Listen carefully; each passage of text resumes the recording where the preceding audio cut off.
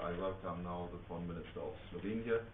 The position of the European Parliament is, and my personal position, that we need a solution. Slovenia is member of the European Union, as everybody knows, so part of our European Union, and Croatia hopefully in a foreseeable future will be part of the European Union. And we would like to see a situation that the negotiations can continue. And so I ask both concerned sides, Slovenia and Croatia, to dialogue. Dialogue is always very important to come to an agreement. And so I want to encourage the government of Slovenia, the government of Croatia, to resume the dialogue, and then hopefully there will be a solution so that the negotiations can go on, because we are committed to membership of Croatia to the European Union, as we were committed to have Slovenia quickly as a member of the European Union, and we are very happy that Slovenia is member of the European Union since the 1st of May 2004. Welcome again, Foreign Minister Špoga. Thank you very much, Mr. President. It's an honor, it's a pleasure for me to be in this building. It's my first visit to the European Parliament, and Slovenia, the new government of Slovenia, and me as a foreign minister, I'm committed to continue those contacts with the European Parliament also in the future. We've had, I think we've had a very good meeting about the issue of Slovenian and Croatian relations, or the continuation of the Croatian negotiations with the European Union.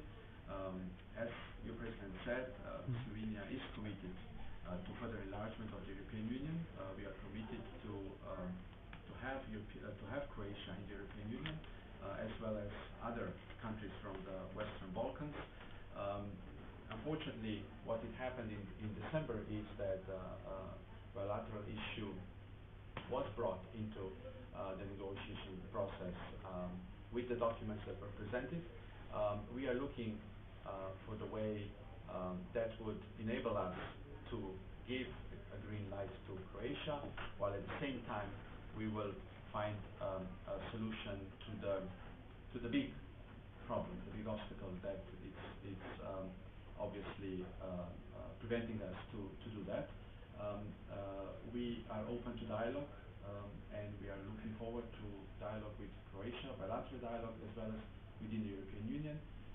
And we are supportive of the proposal of the Commission. We saw the proposal of the REN as a possibility to go forward and to find a solution that both countries are, and the European Union itself is looking forward to. Thank you. Yes. Tanya Fajon, Slovenian television. I have a question for both of you, for the President. Yesterday you said here at the press point that there is a problem with Slovenia. Do you see that Slovenia is isolated in the European Union, that there is no understanding for its wish to solve the border issue before Croatia finish negotiation process? And for a minister, I would like to ask you, what's the present situation, state of play in the discussion how to solve the border issue between the countries? Croatian Premier yesterday was here more or less insisting that Croatia would go in the Hague Tribunal. Do you still continue the discussions as well with the European Commission on mediation? Is that the first still alternative for Slovenia, how to solve the border issue? Thank you. And if you can maybe tell the answer in Slovenian language, I don't know, the television, or it's no, okay, it's fine. Yes, I can start. For us, in English. Yes. For us, the proposal of the Commission is the proposal that we should work on, that we think we could work on, and we are positive about it. We are in touch with the Commission, and we are looking to go into further modalities of that proposal. We see that proposal as the one that we should all work on. We are not encouraging other initiatives, because I think we should all focus on what the Commission has proposed so far. We believe that proposal brings together political and legal part of the problem, or and that's why it could be a basis for the solution. So apparently there is a problem between Slovenia and Croatia, or you can take it the other way around. There is a problem between Croatia and Slovenia. Otherwise, we would not have these discussions we have today and yesterday. So there is apparently a problem. And I regret very much that in a time when there are enormous challenges in the world, that this problem between Croatia and Slovenia and Croatia exists. And so we are in favor of dialogue, and if there can be a political solution, of course, this would be welcome. But on the other hand side, legal solutions, I'm a lawyer, I believe in the law, legal solutions can never be excluded. So the two sides should come together, dialogue, have conversations, and to find a way how they solve their problem. Mediation by the Commission, by other people, is one possibility, or bilateral discussions is one possibility. A legal procedure with the International Court of Justice is another possibility, but this should be discussed in a meeting between the responsible people, and we really want to encourage everybody to make an effort. Nobody should be isolated. I said Slovenia belongs to the European Union, so Slovenia is part of the 27. This is clear. And Croatia is a country with which we have not only friendly relations, we want that Croatia very soon is a member of the European Union. They are much developed, they have made great progress, maybe even more than member states of the European Union. So we want Croatia as a member of the European Union. Of course, we still have to discuss the question of the Lisbon Treaty, but I leave this open for the moment.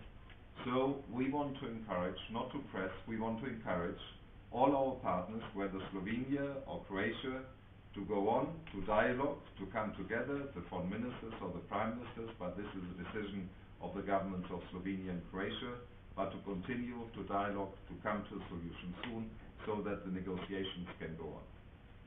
One last short question. So I take it you are not in favor of the Croatian solution of going to a tribunal, and I have a short Could you please represent yourself? Catherine Marciano, AFP News Agency.